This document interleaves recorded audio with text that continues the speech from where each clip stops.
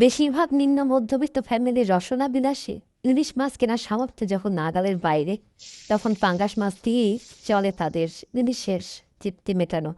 আসসালামু আলাইকুম এভরিওয়ান, কেমন আছেন আপনারা সবাই? আমি ভালো আছি আলহামদুলিল্লাহ। এই যে শীতের সবজি রান্না করছি।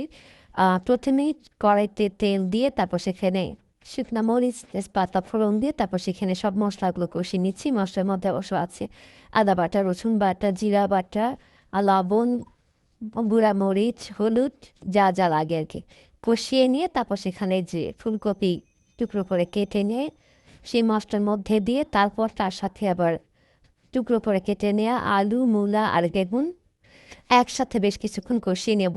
এই কষিয়ে নেওয়ার এক পর্যায়ে আমি এখানে টুকরো করে কেটে নিয়ে কিছু টমেটো মিক্সড করব। এই যে দেখুন আপনারা, আমি এখানে কেটে নেওয়া টমেটো মিক্সড করে দিচ্ছি। শীতের সবজিতে টমেটোটা খেতে ভালোই লাগে, একটু টক টক লাগে। আর এই টমেটো দিয়ে সবজিটা ভালো করে বেশ কিছুক্ষণ কষিয়ে নেব। কষিয়ে নিয়ে তারপর এটাকে আমি সিদ্ধ হওয়ার জন্য কিছুক্ষণ ঢাকনা দিয়ে রাখবো। তো বন্ধুরা, আমি আপনাদেরকে যে রান্নাটা দেখাচ্ছি এটা কিন্তু কখনোই আমি আপনাদেরকে শেখাচ্ছি না। আমার রান্না খুবই সিম্পল রান্না, আমি জাস্ট নিজে কিভাবে রান্না করি সেটাই আপনাদের সঙ্গে শেয়ার করি।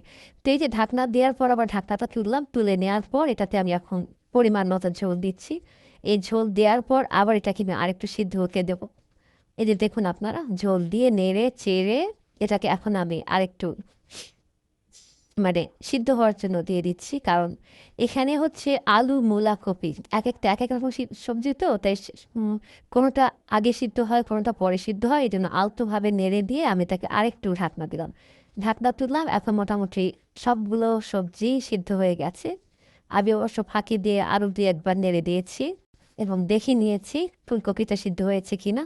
তারপর দেখলাম যে একটু শক্ত শক্ত, আবার একটু ঢাকনা দিয়ে ঢেকে আর একটু জাল করে নিয়ে মানে আরেকটু উম, ঝোলটা কষিয়ে নিয়ে তারপর এটাতে আমি মাছ দিয়ে দিল। ওই যে আগে বলেছি বরিবের ইলিশ মাছ, পাঙ্গাস মাছ, সে পাঙ্গাস মাছের কিছু অংশ ফ্রিজে ছিল, যেমন এই যে দেখতে পাচ্ছেন আপনারা, মাথা, লেজ আর কয়েকটা চাকা, সেটাও সব আমি আগেই ভেজে নিয়ে রেখে দিয়েছিলাম। এখন সেটা এই যে তরকারির উপর দিয়ে দিচ্ছি। যাই হোক, এই মাছটা তরকারির উপর দিয়ে দেওয়ার পর এটাকে আমি আরেকটু ঢাকনা দিয়ে জাল করে নেব, কারণ মাছের মধ্যে তরকারিটা ঝোলটা ঢুকে গেলে পরে তরকারিটা খেতে অনেক ভালো লাগবে।